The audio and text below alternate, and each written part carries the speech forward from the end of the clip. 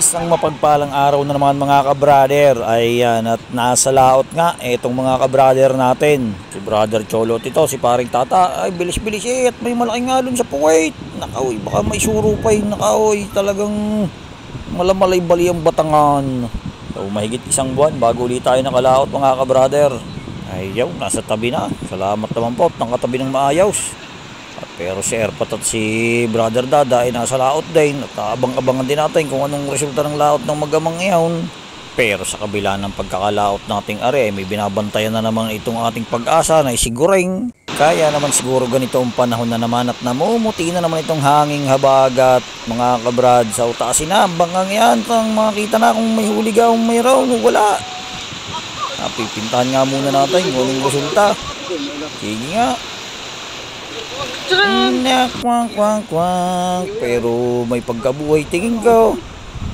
Ay, pagbibigyan na yung mga nag-usaw. Yan, partihan na kayo dyan. At yan ay may pangulang kahit pa paano. Tingin naman sa aming lugar na rin. Tumulong ka lang sa pagtataas ng bangkay. Makakaulang ka na nga. Time check natin ay umabot na ng halos alauna na ay wala pa. Yan, ngayon nadating nga rin mag-ama ni Brother Dada at si Papa Nail. Ang ating good provider. Yun, ay buhat-buhat na naman ng ating yang master ang pulain ng ating bangka. Ayan, nasa tasin na. At nang kawoy, lasa ko rin gutom ng magamang aray. Halos alauna na. Ay alauna rin ang madaling araw umalis. Yan nga, tuluyan ang namuti ang karagatan. Baka naman Diyos ko aray. Yan nga ngayon nakalaot eh. Paglaot ng unang laot ay bahaw agad. Nasira nga ang ating makina. Dalawang araw hindi nakalaot eh. Ari naman ang problema.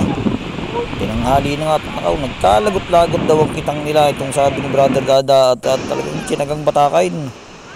Kaya tignan natin kung anong may huli ba. Wala. Sipag naman talaga ng ating yang master. Pintahe. May turutot eh. Aga ba niya? Wala pang bagong tayo may turutot na. Ano pa yun nasa unahan? Ayaw, may bangkutaan. Nakablasa ko eh. Adobo ang aabutin mo ngayon. 2 piraso pa. Masarap-sarap kainan aray. At ang hakbang ni Brother Daday mapapansin mo nakaw bilang na bilang ngayon. Lasa ko'y gutom at pagod nagkasabay-sabay na. Ay talagang mapapabagal ang hakbang mo. Tingnan nga kung may hulay. Ay.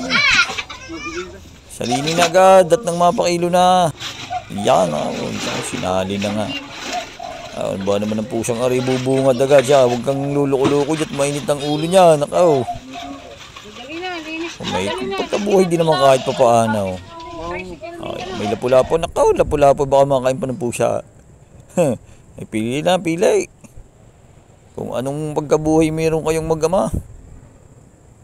Pero naman na rin lalaban-laban din. Tingin ko naman na rin malugi man kaunti na laang. Siya, paano mga kabrader? Maraming salamat na lang uli sa inyong panonood. At see you to our next vlog na lang uli sa ating pagbalik dito sa ating fishing studio. See you to our next vlog.